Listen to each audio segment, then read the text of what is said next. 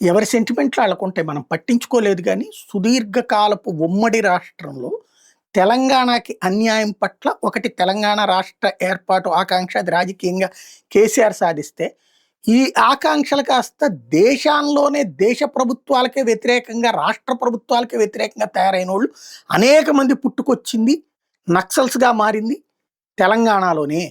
ఇవాళ చనిపోతున్న వాళ్ళు, లొంగిపోతున్న వాళ్ళలో 100కి అంటే జాతీయ స్థాయిలో ఉన్నటువంటి నక్సలిజంలో దాదాపు 60-70% మంది తెలంగాణలో ఉన్న వాళ్ళే ఉన్నారంటే ఆశ్చర్యపోనక్కర్లేదు.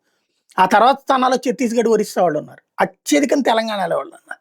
దానికి సాక్ష్యం నిన్న జరిగినటువంటి ఎన్‌కౌంటర్ ఏదైతే ఒరిస్సా కాంధమాల్లో జరిగినటువంటి ఎన్‌కౌంటర్‌లో చనిపోయినటువంటి గణేష్ అసలు పేరు పాక హనుమంతు. మావోయిస్ట్ పార్టీ అగ్రనేత. ఆయన మీద ఏకంగా ₹1,00,00,000 రివార్డ్ ఉంది.